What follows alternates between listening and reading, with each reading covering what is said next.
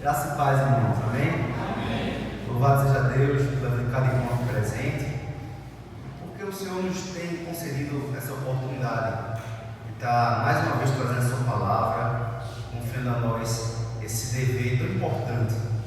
Irmãos, nós temos vivido dias que tem uma palavrinha que ela percorre nossas vidas dia e noite, ela nos persegue, uma palavra chamada ansiedade.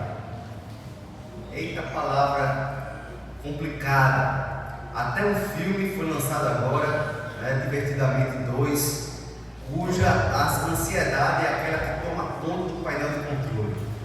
E quem assistiu o filme vê que a menina, eles dizem que a menina tem vários sentimentos. E esses sentimentos se reúnem no painel de controle, não sei se é do cérebro dela, do coração dela. E que tem quando ela é criança, o sentimento que mais tem prioridade, liderança na vida dessa criança é a alegria. E a alegria que se desenvolve pela vida dela, ela tem problemas também. Quando criança, é um problema de criança. Mas agora no Divertidamente 2, os problemas vão tomando mais corpo e agora chegam os problemas de adolescente. E aí chegam novos sentimentos a essa trupe que tinha inicialmente. Tinha raiva, tinha medo, alegria, tristeza. Agora chega a ansiedade, chega outros, raiva já tinha, Chega outros, piores. Mas o principal é a ansiedade. E no desenrolar da história, a menina fica muito ansiosa porque ela está no grupo de hóquei, ela quer entrar no time de hóquei, que é um esporte americano, o hóquei, sobre patins. E ela descobre que amigas dela iam sair da escola. As únicas amigas que ela tinha saído da escola. E ela fica desesperada. E agora? Como que eu vou fazer novas amizades se as minhas amigas saíram? Minha única chance é agora se eu tenho que entrar no time de hóquei. E aí aquilo vai tomando conta, aquela ansiedade do coração dela. Ela passa a ser agressiva, ela passa a ser individualista, ela passa a maltratar os outros, contanto que ela conseguisse alcançar aquele lugar no time de hóquei, para que ela pudesse então se sentir plena e ter amigas, pessoas que a admirassem, porque as velhas amigas não estariam mais com ela. E a ansiedade toma conta do coração dela. E essa ansiedade leva ela a fazer coisas horríveis dentro do filme. Mas a ansiedade, irmãos, ela está não só na vida da menina, no Divertidamente 2, mas está na nossa vida também. A ansiedade, ela vem sobre nós, e a ansiedade é o medo do futuro. É o medo do que vai acontecer. Ficamos ansiosos porque não sabemos o que vai acontecer, nos sentimos perdidos, nos sentimos desesperados porque não temos controle do que vai acontecer, e aquilo ali traz palpitações, aquilo ali traz insônia, aquilo traz síndrome do pânico e traz outras coisas também. E muitas pessoas não têm conseguido controlar a ansiedade, porque a ansiedade todos têm. Boas, até a ansiedade boa. Por exemplo, as meninas vão amanhã para o acampamento. Está ansiosa, Letícia? Tá? Está ansiosa, Gabi? Tá, né? É normal. Essa é uma boa ansiedade. Ansiedade natural de algo novo que vai acontecer, algo bom. Você fica querendo saber quem vai ficar no seu quarto, quem vai ser o seu conselheiro. É normal, isso não é ruim. Mas uma ansiedade que toma conta do coração, que nos impede de dormir, de comer, de raciocinar corretamente, e começa a mudar o nosso modo de pensar. Começamos a ter atitudes ruins por conta dessa ansiedade, como a menina do filme. Essa não, essa é uma ansiedade que tem feito mal, é uma ansiedade baseada na falta de paz no coração. Abra sua Bíblia em Filipenses, no capítulo 4.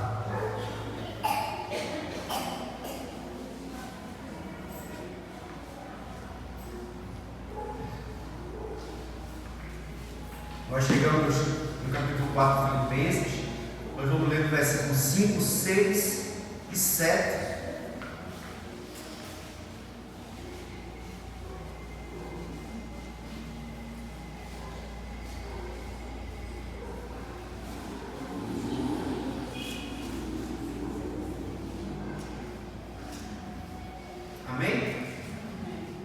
Vamos ler todo mundo junto? Está na revista atualizada. Seja a vossa moderação conhecida de todos os homens. Perto está o Senhor. Não andeis ansiosos de coisa alguma. Em tudo, porém, sejam conhecidas diante de Deus as vossas petições, pela oração e pela súplica, com ações de graças. E a paz de Deus, que excede todo entendimento, guardará o vosso coração e a vossa mente em Cristo Jesus. Irmãos, o oposto da ansiedade é paz. Aquela paz que te dá sono, aquela paz que faz com que você descanse. E paz é o que todos nós queremos. Sim ou não? A gente, quando se cumprimenta, alguns dizem assim, graça e paz. Então, quem é mais da linha da Assembleia de Deus, o quê? Paz do Senhor. Não é verdade? É assim que diz paz do Senhor. Outros dizem graça e bem e graça e... mas tem outros crentes que falam graça e bem. Tem outros que falam, mas de toda forma, a maioria nós desejamos o quê? A paz do Senhor. Porque a paz do Senhor, irmãos, é aquela que excede todo e qualquer entendimento. E é isso que nós desejamos uns para os outros. É isso que nós queremos. É sentir paz. Essa semana eu aperreado com minhas coisas, com minhas contas, com meus problemas. Eu deixei o carro consertando, a mostardinha, e fui andando para cá, dá uns 4 km. Só para eu botar aqui um somzinho no meu ouvido, e eu vou caminhando no meio da rua, e eu vou orando, eu vou louvando. E eu cheguei na ponte ali da torre, e olhei o rio, e vi as gaivotas voando. Isso é que é vida boa, essas gaivotas, viu? Eu queria ser como essa gaivota aí, paz, né? A vida dela não é fácil não, porque aquele rio poluído já não tem tanto peixe não, né? Mas ela não está preocupada. Ela não está preocupada. Paz. É isso que nós precisamos. E a paz, irmãos, é isso que Paulo deseja para a gente. E a paz é a única forma de combatermos e de erradicarmos a ansiedade que tem atormentado a sua vida, tem tirado a tua paz. Eu queria então, irmãos, falar um pouquinho dessa paz. No comentário de Moody, ele diz assim: a paz de Deus é a tranquilidade de espírito que Deus aprova e que só Ele pode conceder. Veja, a paz de Deus é o que Deus aprova e que é Ele que concede para mim e para você. A frase que excede todo entendimento costuma ser tomada como indicação da completa incapacidade da mente do homem de esquadrinhar a paz de Deus. Se ela excede, irmãos, o entendimento, ela está acima do que nós podemos compreender. É porque nós não podemos, a nossa mente não é capaz de entender essa paz divina. Mas provavelmente significa que a paz de Deus ultrapassa todo o nosso cuidadoso planejamento e ideias inteligentes sobre como poderemos acabar com as nossas próprias ansiedades. Veja, muitas vezes nós começamos a pensar: como é que eu posso acabar com a minha ansiedade? O que é que eu posso fazer para ficar menos ansioso? Vou tomar um remedinho, vou escutar uma música, vou dar uma passeada, vou jogar uma bolinha, e a gente vai então buscando subterfúgios dessa vida para tentar driblar a nossa ansiedade. Mas significa, irmãos, que a paz de Deus ultrapassa esse planejamento, ultrapassa essas atitudes que você pode ter, que são válidas, mas que não são suficientes, porque aquela ansiedade vai voltar. Basta passar aquele momento de lazer que a ansiedade vai voltar. Então a paz de Deus, ela é acima disso. Cornélio Platringa, que é um autor cristão, ele escreveu o conceito bíblico de paz, ou da palavra shalom, que é a paz, que é a forma como os judeus se cumprimentam, shalom, ou a paz do Senhor. Shalom, ele diz o seguinte, que é a união de Deus, humanos e toda a criação em justiça, realização e deleite é o que os profetas hebreus chamam de Shalom. Então é um encontro de Deus com o ser humano, em justiça, em deleite, em prazer. Então ele continua dizendo assim: chamamos isso de paz, mas significa muito mais do que mera paz de espírito, ou um cessar-fogo entre os inimigos. Na Bíblia, Shalom significa florescimento universal, plenitude e deleite, um rico estado de coisas em que as necessidades naturais são satisfeitas e os dons naturais são empregados de forma frutífera. Um estado de coisas que inspira alegria quando o seu Criador e Salvador abre portas e acolhe criaturas em quem ele deleita. Shalom, em outras palavras, é como as coisas deveriam ser. É a paz perfeita, é o deleite de alma, é o encontro da justiça, é o encontro com Deus, é a ausência de preocupações e de somente justiça e plenitude. É esse Shalom. Quando ele tem esse Shalom, então a paz do Senhor, o desejo do encontro com Deus, o encontro com a justiça, a paz perfeita, o deleite na sua plenitude. Como então, irmãos, receber? Porque veja, é o que Deus concede a nós, é acima do nosso entendimento. Não há subterfúgios humanos que façam com que a gente alcance essa paz. Não tem o que você fazer. São coisas que Deus dá para a gente, mas dá para a gente quando a gente faz algumas coisas. Não alcança sozinho, você faz coisas e aí Deus então concede para você. Quando é que Deus concede essa paz que está acima do que a gente pode entender? Quando as pessoas estão desesperadas e você está em paz. Como isso acontece? Quem conta essa história é o John Wesley.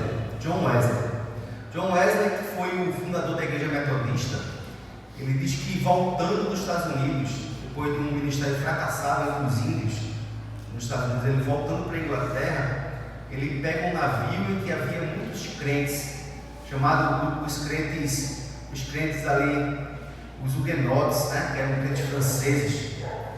E ele lá, então, naquele navio e aqueles outros crentes lá, uma tempestade terrível alcança aquele navio e toma o navio balançar e toma a água entrar no barco. E o desespero toma conta do coração de John Wesley, e ele acha que vai morrer. E ele não tinha certeza de salvação, porque ele era pastor, mas ele morreu de medo de morrer.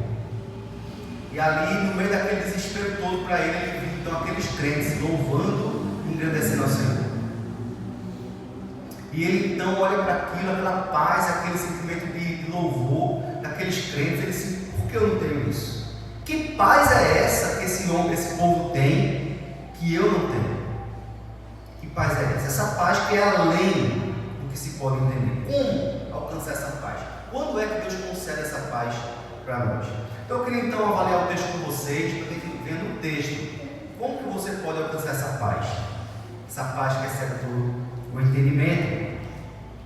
Primeira coisa, irmãos, veja no versículo 5. Ele diz assim: seja a vossa moderação conhecida de todos. Tem outras versões que dizem: seja a vossa amabilidade conhecida de todos. Então, a primeira coisa então é vivendo uma vida moderada, traduzindo, uma vida amável. Uma vida amável em relação aos outros, porque para amar tem que amar os outros. O grande problema de hoje em dia, para andarmos muito ansiosos, é que nós vivemos uma vida centradas em nós mesmos. Vemos vidas voltadas para nós. A minha vida é buscar coisas para mim, buscar satisfação em coisas, em pessoas, em empregos, em posições. Eu quero ter coisas, minha vida é centrada no meu próprio ego.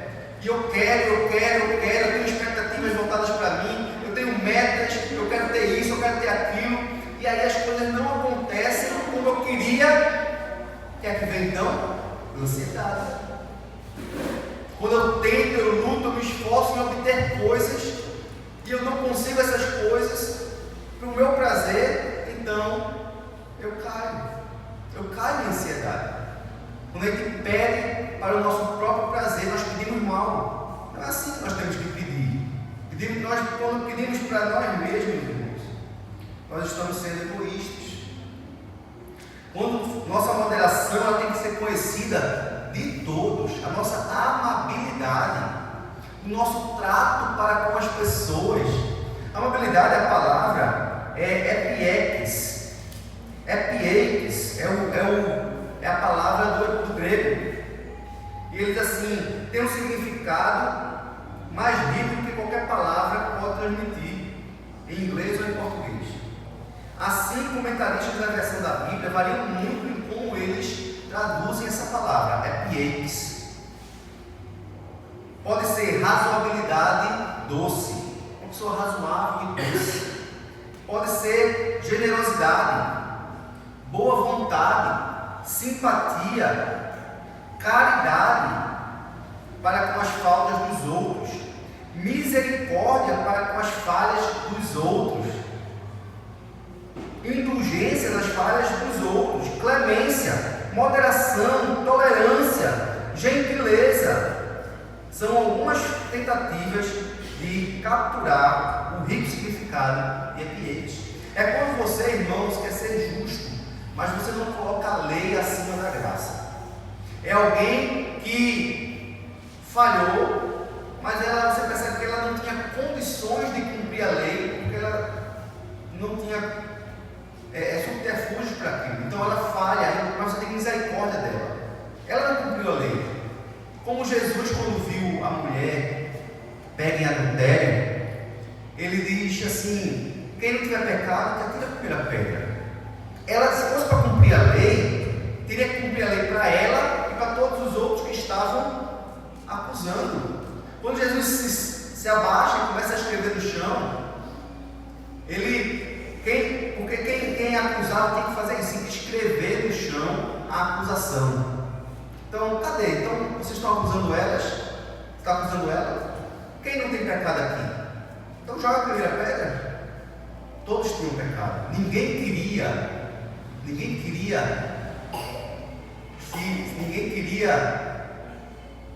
se aventurar assim: olha, eu sou perfeito. Ninguém é perfeito, irmãos.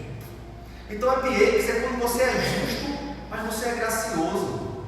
Quando você quer dar justiça e retidão, você quer aplicar a lei, mas a lei ela tem que ter equidade. Equidade. É quando a gente percebe que cada pessoa pode dar o tanto que cada pessoa pode dar. Imagine que nós aqui estivéssemos com uma criança autista. E aí o culto ele pede silêncio, né? Mas se a sua criança autista aqui falando e correndo, nós iríamos tratar ela como nós trataríamos uma pessoa adulta e sem problemas nesse aspecto? Claro que não. Uma pessoa adulta, uma pessoa que tem experiência de igreja, ele trataria de uma forma: irmão, o que você está fazendo?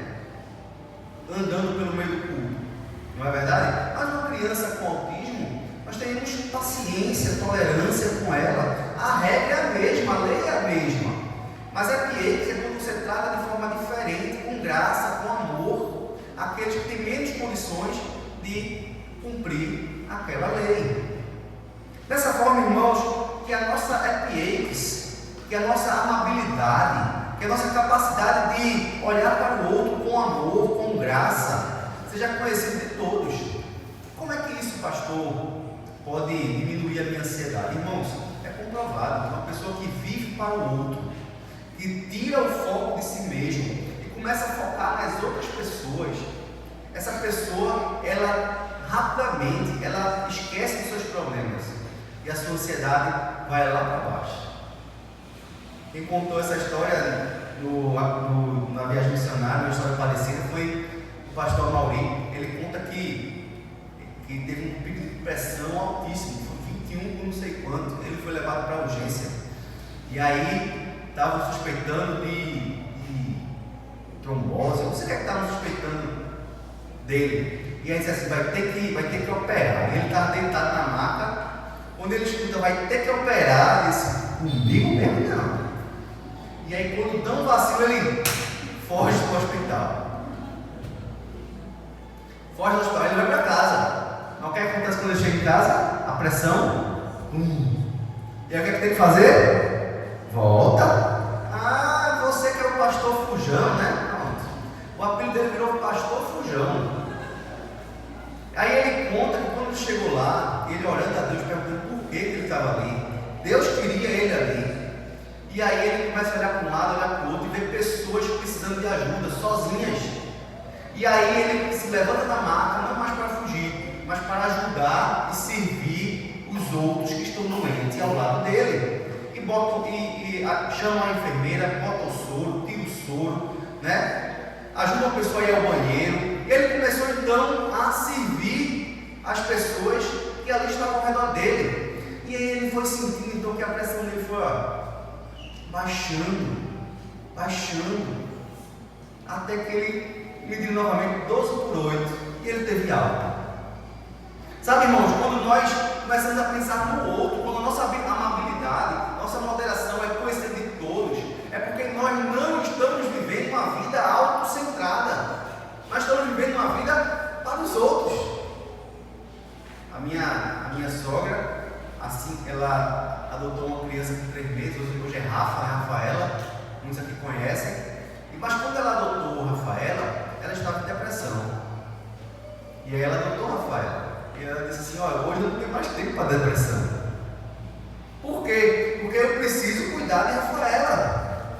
Rafaela tem autismo, então a demanda é grande. Ela não tem mais aquela opção assim: eu vou ficar na cama hoje curtindo minha deprê aqui.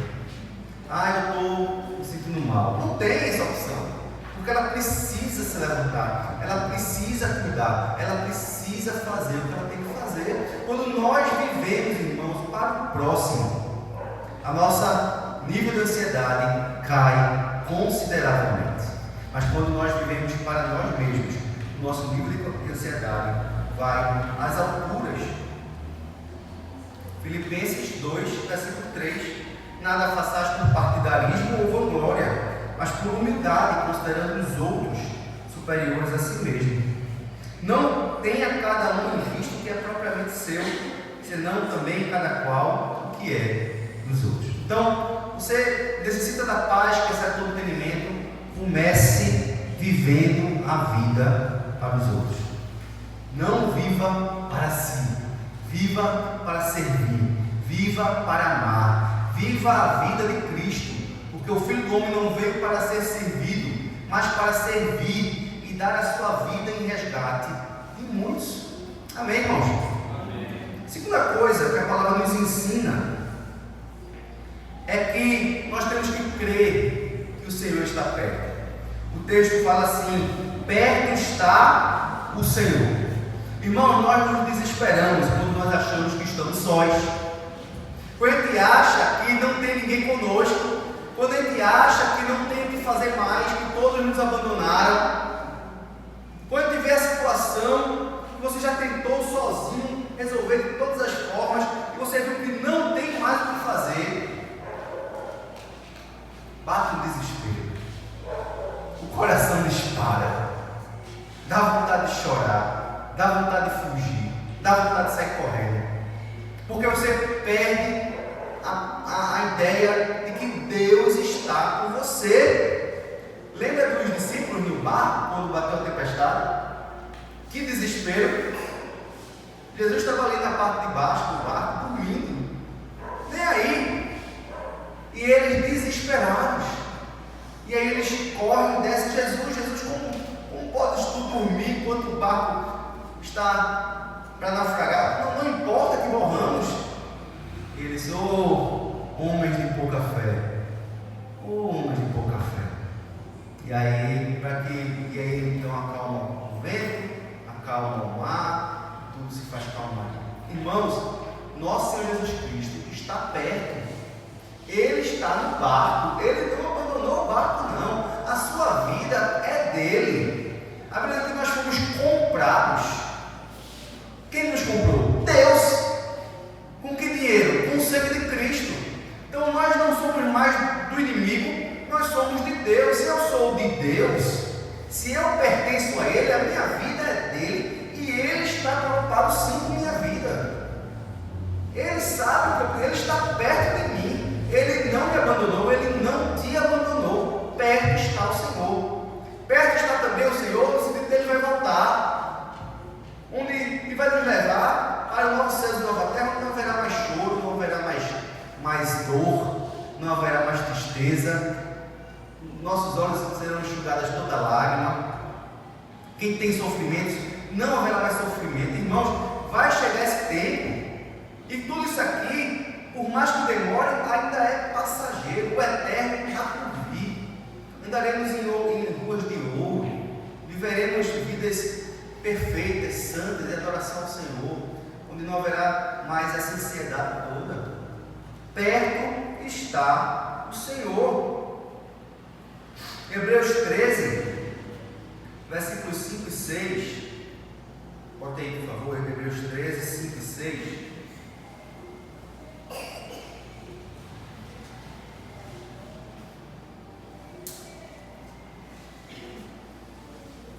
Seja a vossa vida sem avareza. Contentai-vos com as coisas que tendes, porque Ele tem dito: de maneira alguma te deixarei, nunca jamais o quê? Te abandonarei. Assim afirmemos confiantemente: o Senhor é meu auxílio, não temerei, que me poderá fazer o homem. Todos juntos? O Senhor é o meu auxílio, não temerei. De novo, irmãos.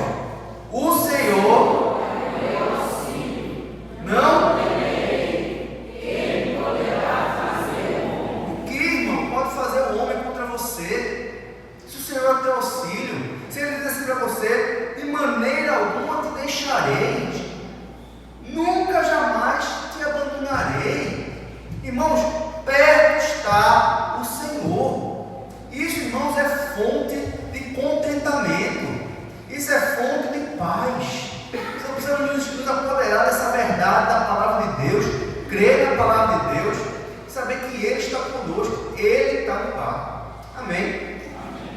Terceira coisa, irmãos, é fazendo conhecidas as nossas petições diante de Deus. Faça dos seus problemas, das suas petições, faça com que elas sejam conhecidas diante de Deus. Não é que Deus não conheça. Claro que Ele conhece. Claro que Ele sabe aquilo que aflige teu coração. Claro que Ele sabe da conta que você tem que pagar amanhã. Claro que Ele sabe. Claro que Ele sabe que você não quer ser veiaco.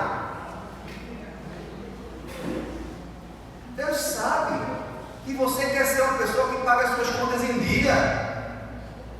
Deus sabe o quanto que você preza pelo nome dEle, para que o nome dEle não seja envergonhado. Deus sabe disso, irmãos.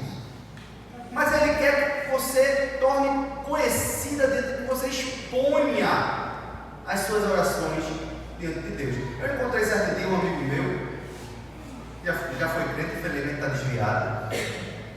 E ele disse assim: eu parei de aperrear Deus falando das minhas necessidades. Ele já sabe mesmo. Não, irmão, não é assim que funciona. Não é assim que funciona. O versículo 6 do nosso texto é assim: não andeis ansiosos de coisa alguma.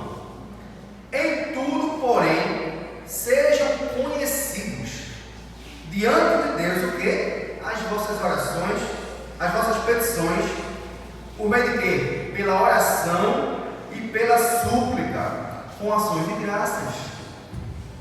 Oração, irmãos, e súplica. A súplica tem um apelo mais urgente. A súplica é aquele que você clama a Deus, suplica a Deus, algo que você realmente precisa de forma urgente.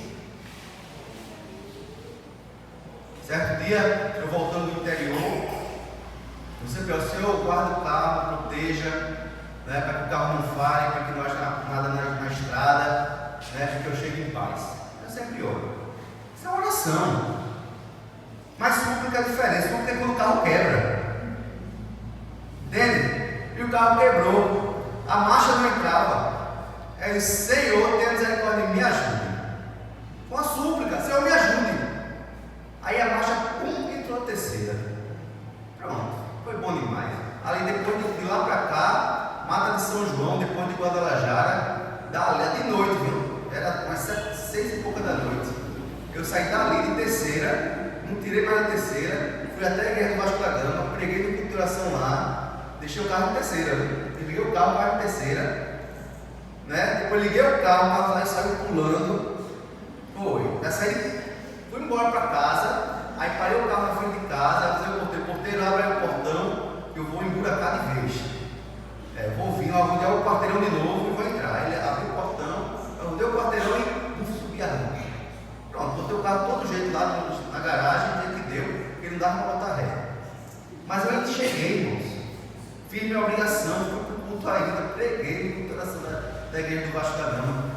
Isso é um clamor que nós levantamos, é uma súplica, é algo urgente. E Deus quer que nós falemos com Ele. Deus, Ele quer nos conceder bênçãos. Para quê, irmão? Se eu não tivesse passado por essa oportunidade, eu não teria aqui experiência para contar para vocês. Muitas vezes vem um perrengue para que nós tenhamos a oportunidade de ter experiências com Deus, para que possamos dar testemunho. Se eu chamasse aqui cada um de vocês para falar um testemunho do que você já viveu, de coisas que Deus já concedeu a você, a gente ia varar a noite e só ia parar domingo que vem. Ou não? Sim, irmãos. Porque Deus tem feito coisas nessas vidas e até aqui nos ajudou o Senhor. Amém? Quer dizer que amanhã Ele não vai ajudar mais. Quer dizer, se Ele já nos ajudou até hoje, Ele nunca falhou contigo, quer dizer que amanhã Ele vai parar de te ajudar. Então para que essa ansiedade toda? Para que esse medo do amanhã? Se Deus é fiel, se Deus é bom, se Deus é misericordioso. Lá em Mateus 6, versículo 25, diz assim: por isso digo a vocês, não se preocupem com a sua vida, quanto ao que irão comer ou beber, nem com o corpo, quanto ao que irão vestir. Não é a vida mais do que o alimento, não é o corpo mais do que as roupas. Versículo 27. Quem de vocês, por mais que se preocupe, pode acrescentar um côvado ao curso da sua vida? Versículo 33. Mas busquem em primeiro lugar o quê? O reino de Deus e a sua justiça, e todas estas coisas lhes serão acrescentadas. Portanto, não se preocupe com o dia de amanhã, pois o amanhã trará os seus cuidados. Basta o dia do seu próprio mal. Não se preocupe. E eu falo isso também para mim, tá certo? Eu estou pregando para vocês, estou pregando para mim também. Diogo, não se preocupe com o dia de amanhã. Faça somente o seguinte, faça somente o que está lá em Mateus 7, versículos 7 a 11.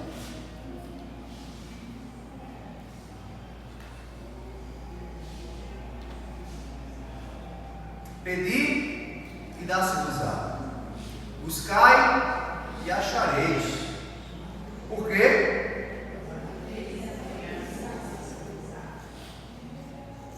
Pois todo o que pede, recebe, o que busca, encontra, e a quem bate, abre-se-lhe-á. Ou qual de vós é o homem que, se porventura o filho lhe pedir pão, lhe dará pedra? Ou se lhe pedir um peixe, lhe dará uma cobra? Ora, se vós que sois maus, sabeis dar boas dádivas aos vossos filhos, quanto mais o vosso Pai que está nos céus dará boas coisas ao que lhe pedir. Mas tem um segredo, irmãos, para a oração. Ele diz assim, ele diz: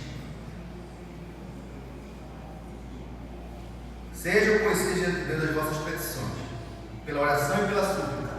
Mas tem um segredo aqui.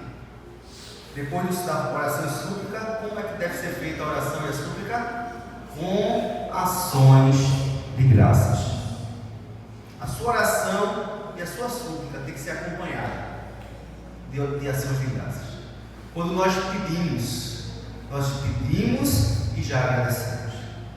Quando você pede a Deus condições, imagine que você é um pescador e você diz assim: Senhor, eu quero pescar, e aí abençoe-se da minha pescaria. Aí você leva um anzol, mas você não leva nenhuma sacola para carregar os peixes. Se eu sair para pescar, irmão, eu tenho que sair para pescar, eu tenho que estar pronto para quê? Para guardar os peixes. Eu tenho que levar, se eu tenho que levar para pescar, eu peço para uma grande pescaria, eu já levo isca para pegar muita coisa. Eu levo um balaio gigante, porque eu creio que haverá o resultado da minha oração e do meu trabalho. E aí eu já peço e já agradeço, porque eu sei que o Senhor vai me conceder. Irmãos, ações de graças, gratidão no coração. A gratidão, ela é um bálsamo contra a ansiedade. A gratidão, você para de olhar o que você não tem, o que você não tem controle, e passa a olhar também o que você já teve, o que você tem e o que você. E você passa a ser grato a Deus pelo que você tem. Senhor, obrigado, que até aqui o Senhor tem me ajudado. Você também vai começar a fazer o seguinte: você vai trazer à memória aquilo que pode te dar esperança. Você vai lembrar também do passado e ver todas as vezes que Deus te honrou e deu para você aquilo que necessitava. Todas as vezes o Senhor te honrou, todas as vezes o Senhor chegou junto, todas as vezes o Senhor se fez presente na tua vida. E você traz a memória, seu coração se alegra e se enche de esperança. Você já agradece por aquilo que você ainda não tem. Você crê que o Senhor novamente providenciará, porque você sabe quem Deus é na tua vida, sabe que é o Deus soberano, todo-poderoso, que é dono do céu e da terra, que Ele é fiel na minha e na tua vida. Irmão, se o Senhor Ele te salvou, se você já é dele, se você já consagrou sua vida ao Senhor, Ele tem cuidado de você, Ele está perto de você. E a nossa ansiedade, irmãos, então, é uma ansiedade pecaminosa. Pecaminosa. Peçamos perdão a Deus pela nossa ansiedade, porque Deus, Ele se entristece quando nós desconfiamos dele. Eu, como profissional, eu me entristeço quando algum paciente se duvida de mim, desconfia de mim. Quando, como pastor, eu me entristeço quando alguma ovelha, alguém chega para mim, desconfia do que eu falo, da minha postura, da minha palavra.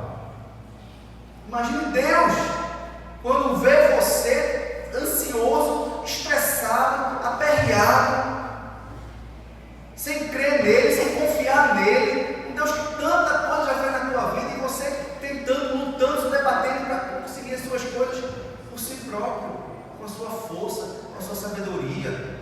Irmãos, Jesus falou: sem mim nada podeis fazer, mas com Ele, irmãos, tudo podemos fazer. Então descansemos, descansa, Deus, descansa, para a tua ansiedade, diminui a rotação, coloca o joelho no chão, clama ao Senhor, fala para Ele das tuas petições, fala da tua necessidade, entrega, porque Ele tem cuidado de vós. Nunca jamais te abandonarei. Essa é a palavra de Deus hoje. Amém? Amém. Baixe sua cabeça, tenha um tempo com Deus nesse instante, peça perdão a Deus por tudo aquilo que você já duvidou, das suas ansiedades. Coloque sua vida nas mãos do seu Criador, entregue seu coração a Ele, peça para que Ele faça morada na sua vida, entregue-se completamente ao